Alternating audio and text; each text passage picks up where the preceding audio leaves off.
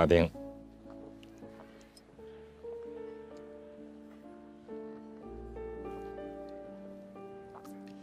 这餐厅不错呀，你常来？来过2次，跟丽娜一起来。不愿意回答就算了，没有不愿意回答。那你跟谁来的？你为什么对这个问题感兴趣？因为我回忆了一下，你这是头一次请我吃饭，而且就咱们俩，还在这么一个环境里。你觉得我心怀鬼胎，想问为什么，但又不好意思直接问，所以就先问我跟谁来这儿吃过。我是想推理出你请我吃饭的动机。那如果我跟你说我以前跟丽娜来这儿吃过呢？真的？就你们俩？为什么？这个问题我们能不能以后再聊？好吧，那以后是什么时候？就是说我认为可以跟你聊的时候。那你为什么觉得现在不可以跟我聊呢？因为我不喜欢同事之间聊私事儿，这样很容易会变成办公室八卦。那也就是说，你今天来请我吃饭是要跟我聊公事，但是公事为什么不在办公室里聊呢？你让我猜猜，你是要跟我聊封印的事？何塞，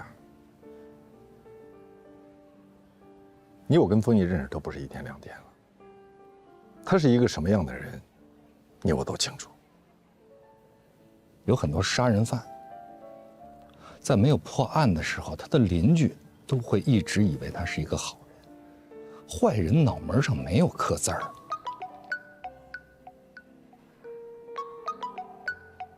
接电话呀？要我帮你接啊？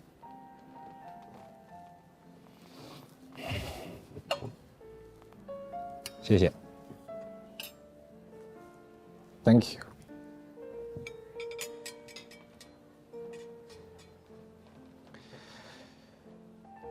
何塞，今天我约你出来吃饭是想跟你好好的聊一聊，但是我觉得你不相信我。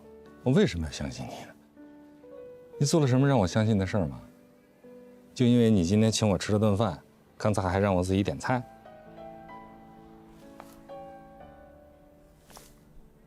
你想利用我？我没有想利用你，我只是想跟你说，封印突然被人投诉，这很蹊跷，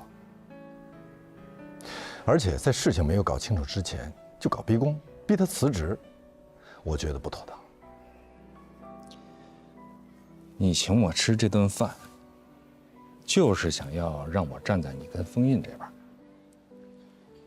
你可以不站在我们这一边，但你至少不应该站在顾杰那边。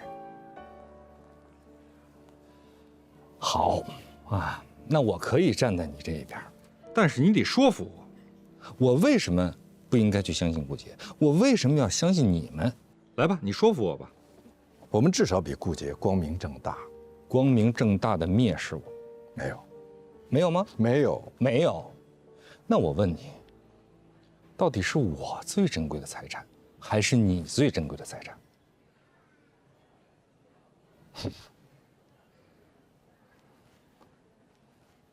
想起来了，如果我是你，我最珍贵的财产，而不是你最珍贵的财产。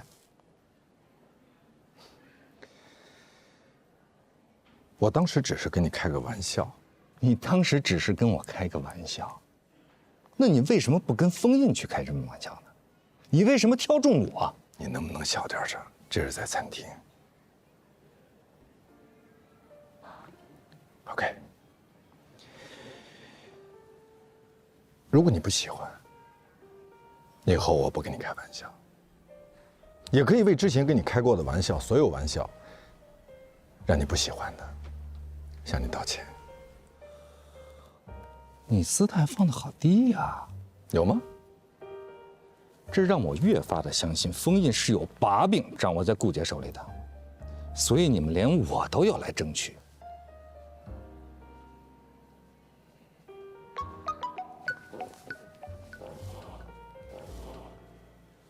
快到律所了。苗锦说她要换律师，因为她听说咱们律所出了大事，说封印搞了个小姑娘，您正在帮她灭火啊。对，他是正在灭火，所以他不能回你的电话，拜拜。你要不要给你助理回过去？我知道你的密码，以前我偷偷的看过，所以我就记住了。就这样，你应该没事就换换密码。我所有的密码我都经常换，所有的。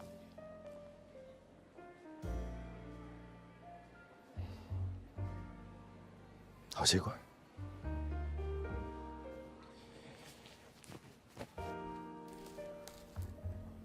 我也愿意相信封印，但是啊，我还是坚持认为，在事情没有查清楚之前，他应该先辞职。不可以。我们不能因为有人投诉封印，就让他辞职，这对封印不公平。这非常公平。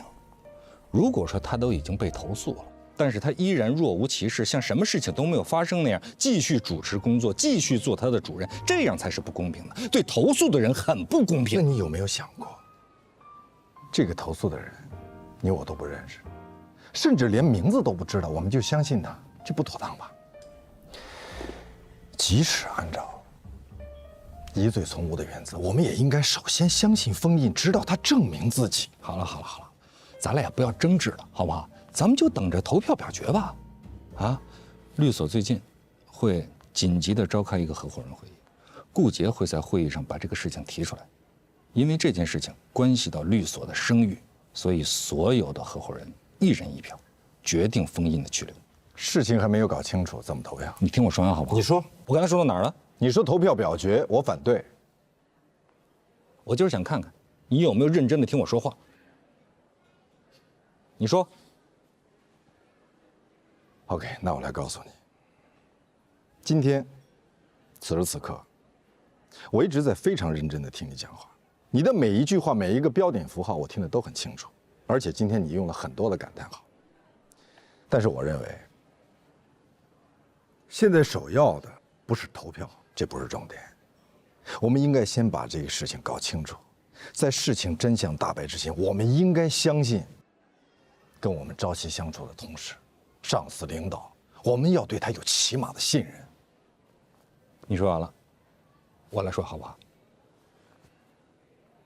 很多时候，真相到底是什么样的，只有当事人知道。换句话来说，在整个这个事件里，只有封印知道他自己到底做了什么。如果他不想让更多的人知道他到底做了什么，那么最好现在找到一个稳妥的、体面的方式，赶紧回家。你放心。顾杰也会保全他的脸面，这样我们就不用投票了啊！我们也不会知道封印他到底做了什么。不可能，他已经跟我指天发誓过，他从来没有做过任何有悖公序良俗的事情。好，那我们就看看到底有多少人相信他的发誓。这是顾杰在故意当众羞辱他，那他就应该站出来证明自己的清白。那如果说有人投诉你强暴过一个女孩，请问你怎么证明自己没有强暴？我每天都回家，我每天都回家自己睡觉。我们家门口就有监控视频。如果他说我强暴他，他必须准确地说出时间和地点。但是，我会非常精确地告诉他，在那个时间点我在什么地方跟什么人在一起。我跟任何女人都不会私下单独相处。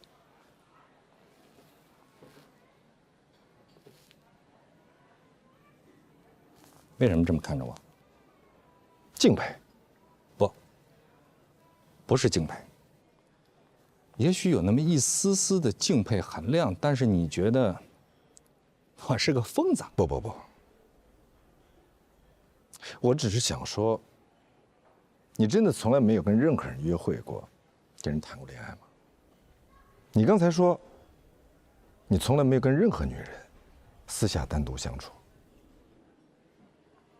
我是一个洁身自好的人，我和任何女人相处都会选择在一个公共场所，并且9点钟之前一定要离开。如果必须过9点钟，那我会选择有其他人员在场。君子不立于危墙之下。你把女人当作危墙，有些女人不只是危墙，还是洪水猛兽。那如果一个男人遇到一个洪水猛兽，我们是应该同情他，还是应该拍手称快？洪水猛兽为什么去找封印，不找你我呢？你这是典型的责备受害人思维，就像人贩子拐卖儿童，你不去谴责人贩子，反而去责备丢失孩子的家长，为什么没有看好自己的孩子是吗？对啊，就是都有责任啊！你这是抬杠，那你反驳我呀？你反驳我呀？你反驳我？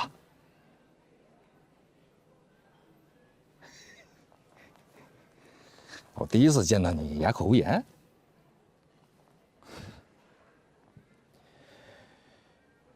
富兰克林说过一句话：争辩是一个非常不好的习惯，让人心生厌恶，甚至树敌。不，他的原话是这么说的：如果你争强好胜，喜欢与人争辩，以反驳对方为乐趣，或许你只能赢一时，但是这种赢毫无意义和价值，因为别人永远不会对你有好感。我很棒吧？你为什么面带笑意？你也太难讨好了吧？你在讨好我吗？你为什么讨好我？不，我说你太难讨好了的意思是不是说我在讨好你，或者说我要讨好你？我只是在感慨，你为什么没有朋友？你朋友也不多。那是因为我对朋友的标准要求非常高，宁缺毋滥。我也是。宁缺毋滥呗。好，那就都宁缺着好了。